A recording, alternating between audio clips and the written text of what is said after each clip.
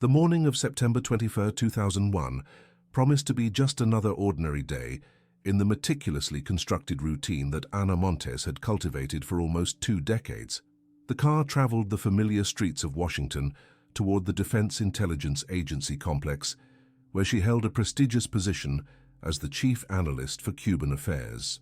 At that moment, as the first rays of sunlight pierced the windshield of her vehicle, she had no idea that FBI agents were discreetly following her, maintaining a surveillance that represented the culmination of an investigation that would forever change the understanding of infiltration and betrayal at the heart of the American intelligence apparatus. What made that morning extraordinary was not only the fact that her capture was imminent, but the revelation that for 17 years, one of the most brilliant minds in intelligence analysis had operated as a double agent, transmitting vital secrets to Havana while directly shaping United States national security policies. The story of Ana Montes transcends the mere account of espionage to become a profound study of the complexities of the Cold War in the Western Hemisphere, where the boundaries between ideology, patriotism, and betrayal became dangerously blurred. Born into a military family on German territory during the height of East-West tensions, she grew up in a world where Latin America had become the preferred chessboard of the superpowers. Her personal trajectory mirrors the contradictions of an era when small Caribbean nations could challenge the greatest empire in modern history, using limited resources but sophisticated intelligence strategies. The Montes case reveals how the Cuban secret services, operating with infinitely smaller budgets than their American adversaries, managed to penetrate the core of the most sensitive intelligence operations through ideological recruitment and refined psychological manipulation. When Alberto Montes, an army doctor, was transferred to Kansas with his family, no one could predict that his daughter Ana's traumatic experiences during childhood would create the perfect psychological conditions for her eventual seduction by Cuban intelligence services. The domestic violence that characterized her upbringing, particularly the brutal methods of discipline imposed by an authoritarian father, shaped a complex personality searching for purpose and recognition. Counterintelligence experts would later identify these factors as crucial elements in the process of vulnerability that would make Ana receptive to anti-imperialist ideological appeals. The irony is that, while growing up in a family deeply integrated into the military and national security structures of the United States, she was developing a growing alienation from the values that those institutions represented. The university period marked the definitive transformation of a rebellious young woman into a potential foreign intelligence agent. During her studies in Madrid, Ana witnessed the Spanish democratic transition after decades of Francoist dictatorship, an experience that deepened her understanding of the mechanisms of political and social change.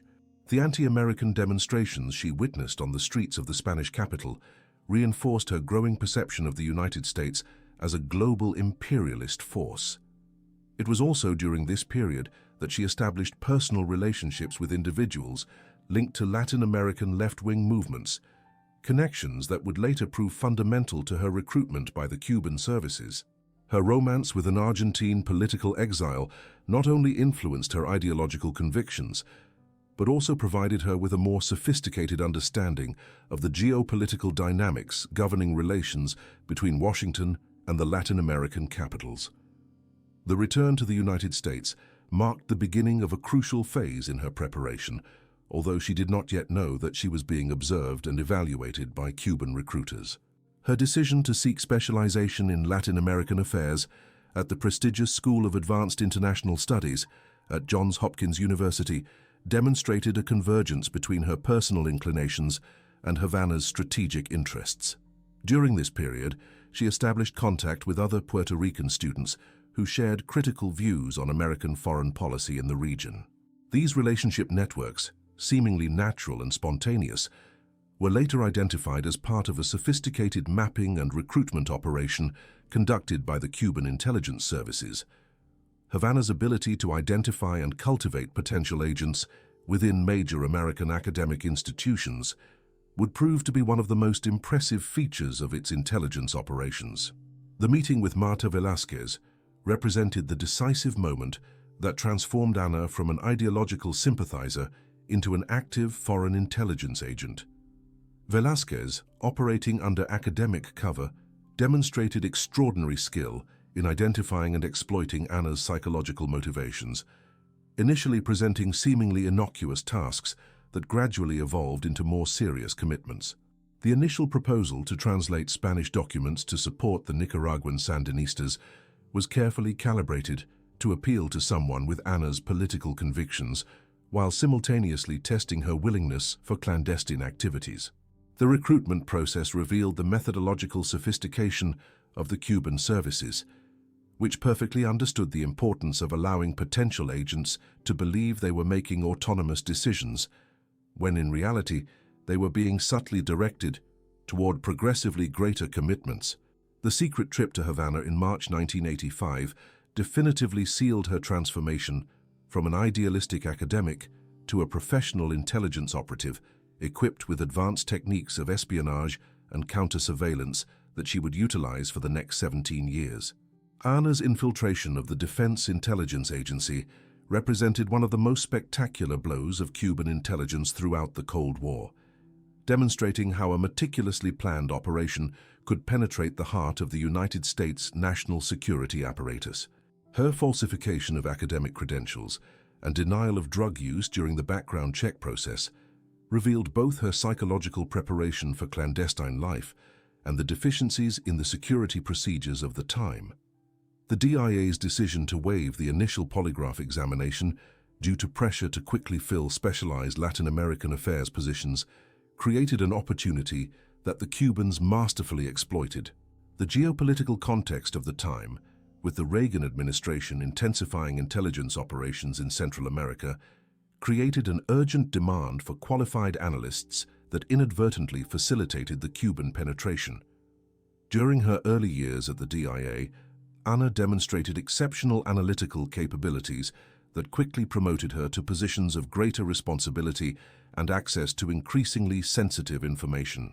Her specialization in Nicaragua and El Salvador, two of the main Cold War confrontation scenarios in Central America, provided her with privileged access to secret military operations, contingency plans, and intelligence assessments that represented invaluable worth to Havana.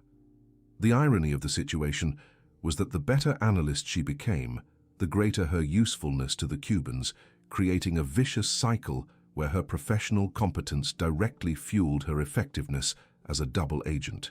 Her reports and analyses not only influenced political decisions in Washington, but also provided the Cubans with detailed insights into American intentions and capabilities in the region. The communication system established between Anna and her handlers in Havana demonstrated a remarkable level of technical sophistication for the time, ingeniously combining traditional espionage methods with emerging technologies. The shortwave radio transmissions used to send coded instructions represented a fusion of classic intelligence techniques and innovations in digital cryptography. Anna developed a meticulous routine for receiving, decoding, and responding to messages, transforming her residence into a fully functional clandestine operational center. Her capacity for memorization, enhanced through specific mental training techniques, allowed her to absorb large amounts of classified information without ever removing physical documents from DIA facilities, a security protocol that contributed significantly to the longevity of her operation.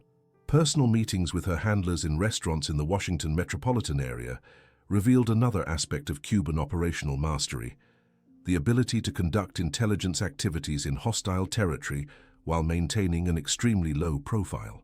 The choice of busy commercial establishments, particularly Chinese restaurants, demonstrated a sophisticated understanding of urban counter-surveillance and the exploitation of environments that offered natural cover for discrete exchanges. The protocol for transferring floppy disks during seemingly social meals illustrated how high-level intelligence operations could be conducted in completely mundane settings, passing unnoticed even under casual observation. These techniques reflected decades of operational experience of the Cuban services, which had perfected methods of communication and transfer of classified material through trial and error in highly monitored environments. Anna's ascending career within the DIA coincided with some of the most intense moments of the Cold War in Central America. a period during which her privileged information acquired exceptional strategic value for Cuba and its regional allies.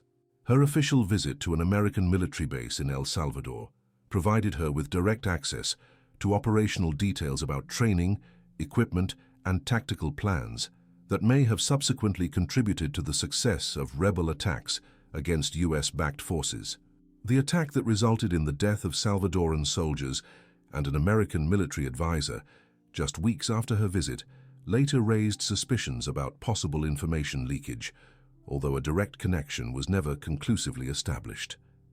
These incidents illustrate the potentially deadly impact that successful intelligence operations can have in active conflicts, transforming seemingly abstract information into concrete tactical advantages on the battlefield. Anna's passing of her first polygraph examination in 1994 represented perhaps the most tense moment of her entire career as a double agent, testing not only her technical preparation but also her psychological stability under extreme pressure. The physiological control techniques she had learned during her training in Havana, including specific muscle manipulation methods to interfere with the lie detector measurements, proved crucial to her operational survival. Success in this integrity test not only confirmed her technical capacity, but also reinforced her personal confidence, allowing her to operate with even greater boldness in subsequent years. Her promotion to chief analyst for Cuban affairs after passing the polygraph created a situation of supreme irony. The person responsible for evaluating the threats posed by Cuba to United States national security was herself an active Cuban agent. The revelation that Anna had compromised the identity of at least 4 American intelligence officers secretly operating in Cuba represents one of the most serious betrayals in the history of modern espionage, with consequences that extended far beyond the mere leakage of information. These officers, whose personal safety depended on the absolute secrecy of their identities and missions, suddenly found themselves exposed to a hostile intelligence apparatus that knew not only their real names, but also details about their operations and objectives. The message the Cubans sent to Anna confirming that they were waiting with open arms for one of the compromised officers revealed not only the effectiveness of her espionage, but also the cruel and personalized nature of intelligence warfare. These cases demonstrate how seemingly abstract information about organizational structures and operational procedures can translate into concrete human vulnerabilities, putting lives at direct risk. The period of almost a decade during which Anna operated without significant suspicion illustrates both the competence of her own performance and the limitations of internal security systems at the time. Her ability to maintain a convincing professional facade while simultaneously conducting one of the most damaging espionage operations in modern history reveals the extraordinary level of psychological compartmentalization necessary for the life of a double agent. During this period, she not only maintained her productivity as an analyst, but also built personal and professional relationships that reinforced her credibility within the intelligence community. The absence of obvious behavioral indicators of clandestine activity demonstrates how adequately trained and motivated operatives can function effectively in 2 parallel worlds, maintaining multiple identities without one contaminating the other. The incident of the shooting down of civilian planes in 1996 by Cuban fighters marked the beginning of the end for Anna's operation, although the consequences would only become apparent years later through a complex chain of investigations and fortuitous discoveries. The death of 4 Cuban-American exiles in international waters created an international scandal that intensified scrutiny on all Cuba-related activities within the American government. What initially seemed to be just another episode of tension between Washington and Havana gradually evolved into an investigation into possible compromise of sensitive information, as details about the timing and precision of the attack raised questions about how the Cubans had obtained such detailed tactical information. The tragic irony was that Anna, in her capacity as chief analyst for Cuba, actively participated in the investigation of the incident, contributing to reports that sought to explain how the Cubans had managed to intercept the planes with such efficiency. Subsequent investigations revealed a complex network of connections that gradually began to point to the existence of a highly placed source within the American intelligence apparatus. The process of identifying this source involved years of meticulous work, combining analysis of patterns of access to information with behavioral observation and background investigation.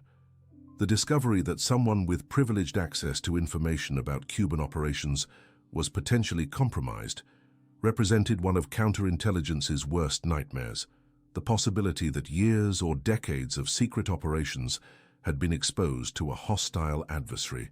The challenge faced by investigators was immense, considering the number of people with access to sensitive information and the need to conduct investigations without alerting the possible infiltrator to their suspicions.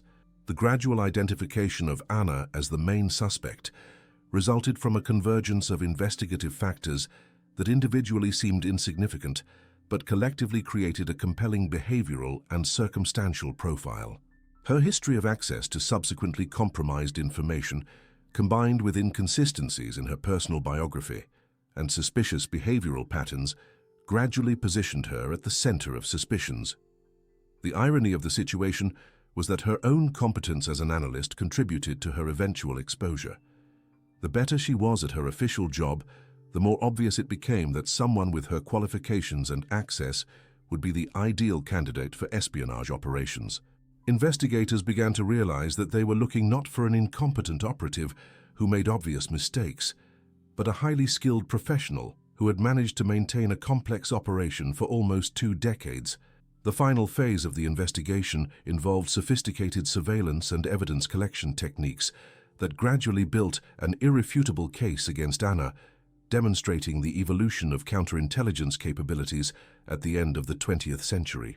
The use of electronic surveillance to monitor her telephone communications revealed suspicious patterns of contact with numbers associated with Cuban intelligence.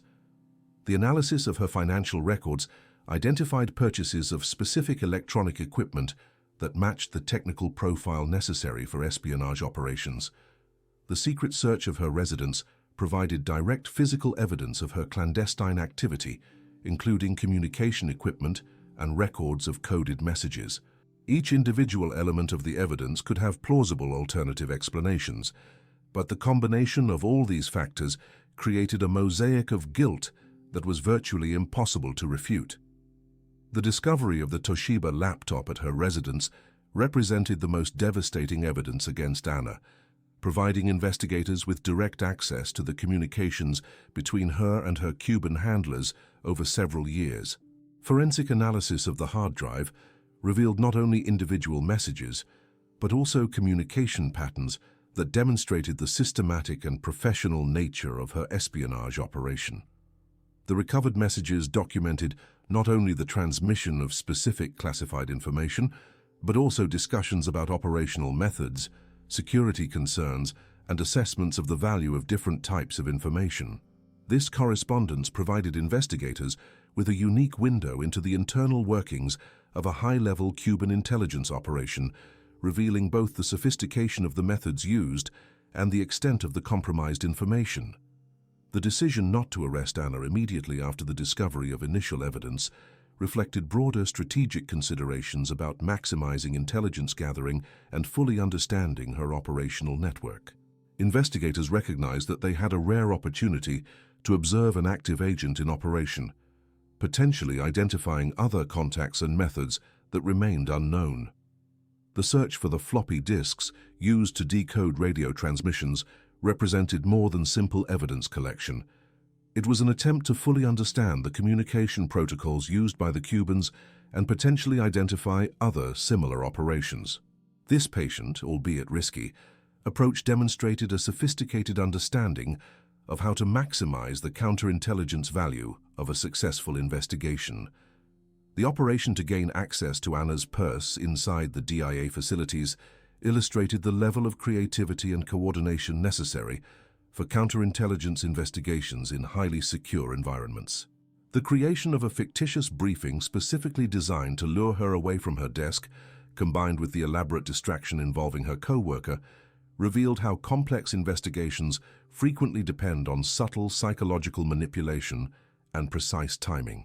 The fact that FBI agents were able to operate undercover within one of the country's most secure intelligence facilities demonstrated both the urgency of the situation and the interagency cooperation required for high-level betrayal cases.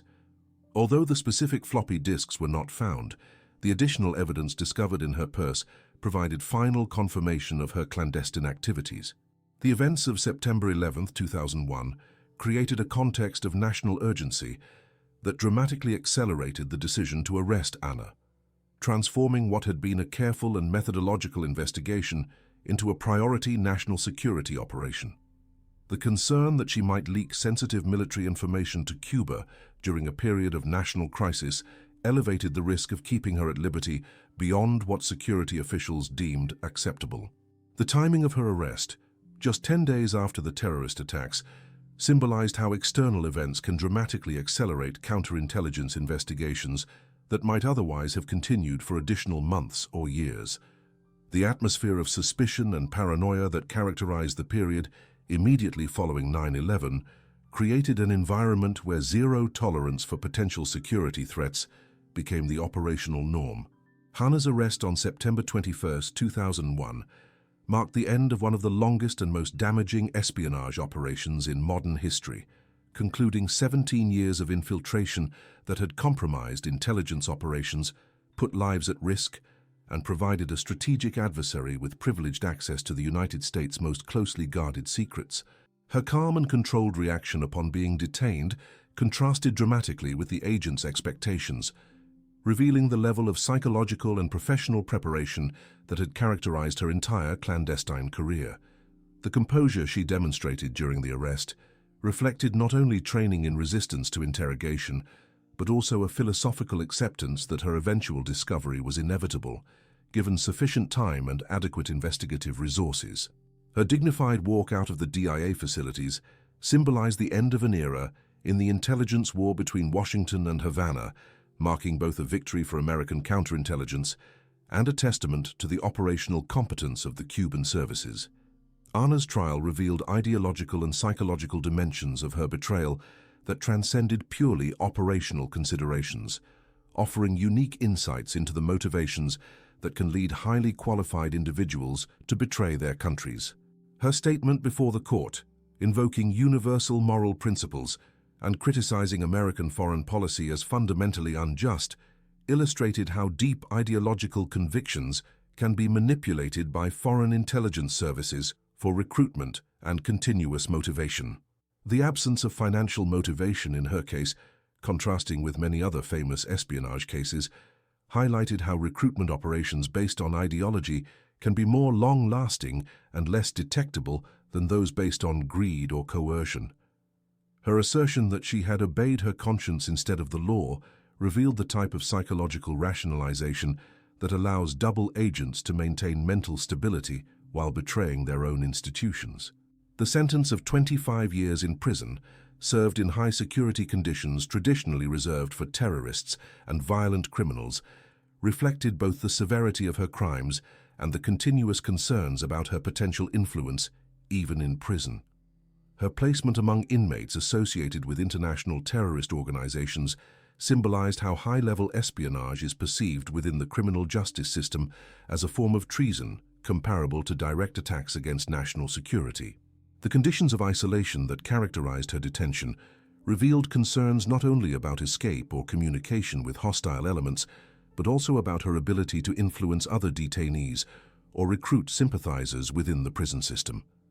The contrast between the minimum facility requested by her defense and the high-security installation where she was effectively placed illustrated how national security considerations frequently override judicial recommendations in espionage cases.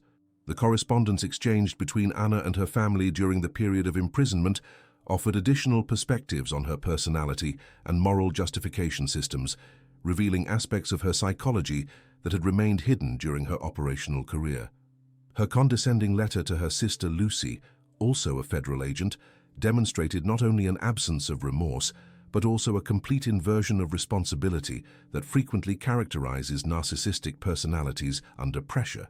The accusation that Lucy had ruined their mother's life and betrayed the family through her legal actions and loyalty to the United States revealed a fundamentally distorted value system where family loyalty was considered superior to national loyalty. These communications, provided forensic psychologists with valuable insights into how long-term operatives can maintain moral justification structures that completely invert conventional social norms. The psychological analysis conducted by the CIA after her arrest identified developmental factors that contributed to her vulnerability to recruitment, providing valuable lessons for future counterintelligence efforts and security screening. The report concluded that traumatic experiences during childhood, particularly domestic violence and family instability, had created psychological patterns that increased her susceptibility to manipulation by organizations offering ideological purpose and operational structure.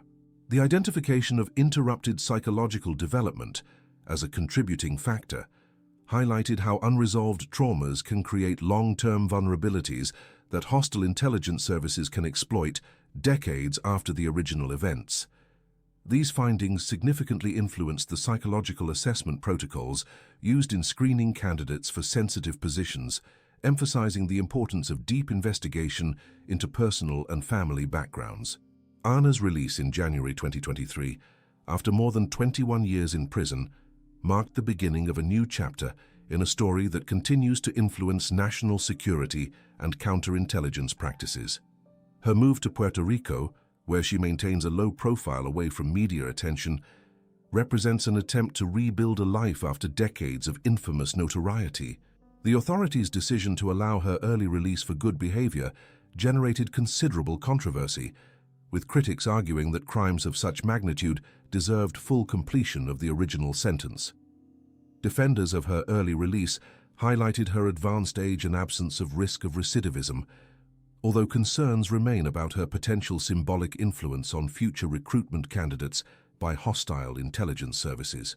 The legacy of the Ana Montes case extends far beyond her individual story to fundamentally influence how intelligence agencies approach issues of internal security, personnel screening, and the detection of internal threats. Her operational techniques, from methods of clandestine communication to counter-surveillance protocols, have become standard case studies in counterintelligence training around the world. The longevity of her operation demonstrated that highly motivated and adequately trained agents can operate for decades in hostile environments, provided they maintain rigorous operational discipline and avoid attention-drawing behaviors. Her case also highlighted the critical importance of continuous background investigation and behavioral monitoring, even for employees with long histories of exemplary performance. The interagency cooperation necessary for her investigation and capture established important precedents for future counterintelligence operations, demonstrating how the FBI, CIA, DIA, and other organizations can effectively coordinate resources and expertise to neutralize complex threats. The investigative techniques developed during her investigation, including forensic computer analysis, sophisticated electronic surveillance, and infiltration operations in secure facilities, became models for subsequent investigations of treason and espionage. The eventual success of the investigation also validated patient and methodological approaches to counterintelligence, demonstrating that complex cases frequently require years of careful work before sufficient evidence can be accumulated for legal action. The Ana Montes case remains one of the most important studies on modern espionage, offering lasting lessons about ideological recruitment, long-term operations, and the inherent vulnerabilities in any human security system. Her story illustrates how the Cold War continues to influence intelligence dynamics decades after the official end of the conflict, with small nations like Cuba maintaining sophisticated operational capabilities capable of penetrating even the world's most advanced security systems. For scholars of intelligence and national security, her case represents both a warning about persistent threats and a testament to the eventual effectiveness of well-designed counterintelligence systems. The complexity of her operation and the sophistication of her eventual detection continue to inform contemporary security practices, serving as permanent reminders that eternal vigilance is not only the price of liberty, but also of national security in a world where intelligence warfare never truly ends.